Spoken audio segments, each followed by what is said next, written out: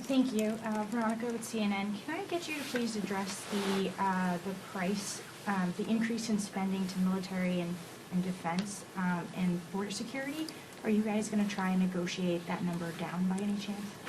I'm happy to defer to my colleague, Representative Panetta, who's been a distinguished member of the House Armed Services Committee. I would just say more broadly, that will be something that the Ranking Member Boyle, of course with Budget Democrats and Leader Jeffries, will work through in the coming days. The plan, as we referenced, was just released an hour and a half ago, and it is unclear, by the way, that there is any consensus, far from it, within the Republican caucus. I mean, the Republicans are fighting, House Republicans are fighting amongst each other, and can't find their way to putting something on the floor of the House. House Republicans are fighting with Senate Republicans, and as Representative Escobar so eloquently put it, meanwhile, over at 1600 Pennsylvania Avenue, the Trump administration is endeavoring to dismantle a variety of different federal agencies piece by piece. So it is chaos and confusion on their side of the aisle, and we'll, of course, have internal conversations about the right way forward with respect to particular reductions or increases, as you mentioned, in that space. I don't know if Representative Panetta, you want to, or Representative Escobar, either of you want to. Yeah, no, I mean, look, I think it's clear Democrats support strong national security, and we support our border security. And when it comes to these types of increases, as the Assistant Leader said, these are something we'd be happy to talk with them about. As we know, the reconciliation process is a partisan process. They're going to try to do it on their own. But as Mr. Neguse so artfully said, they're having a hard time doing anything over there, especially when it comes to putting together these types of numbers. So they can say they're for strong national security, strong defense, they want more border security. Question is, and they got to answer this, how do you pay for it?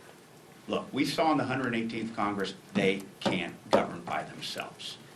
I think we're going to see going forward in the 119th Congress, we're going to be in the same predicament. Hakeem Jeffries has made it clear to Speaker Johnson, we are more than happy to work with you. But if you start threatening our values, if you start threatening our national security, if you start threatening immigrants who contribute so much to who we are in our economy, in our society, for what we stand for with our humanity, that's when we're going to fight back.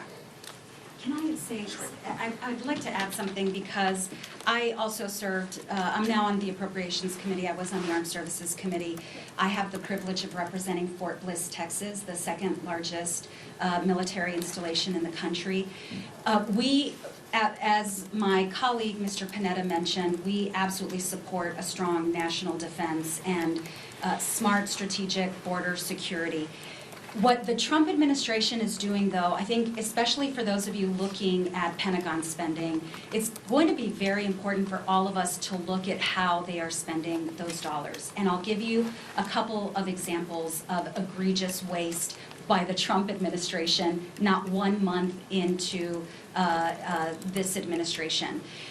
In my district, the Trump administration is deporting migrants from Fort Bliss using C-17s, which cost exponentially more than the regular commercial flights used by the Department of Homeland Security. And I think part of this is being done in order to, for show, but it is costing the American taxpayer exponentially more, and it's coming from DOD spending.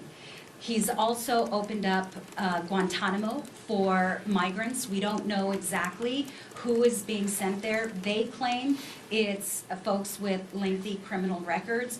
I think the state of New Mexico found otherwise, but that is exponentially more expensive than what we have seen so far. So we are going to do a deep dive on all of this, but I think the fundamental issue here is don't believe what they say, watch what they do.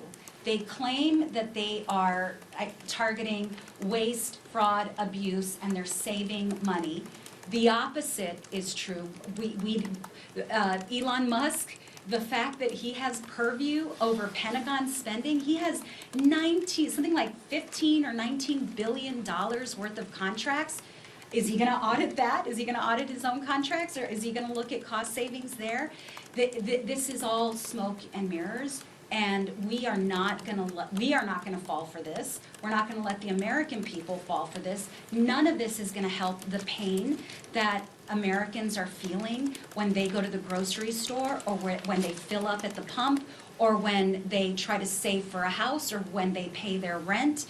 All of it is a sham, and it's a way to make sure that the rich get richer. Fundamentally, it's about greed.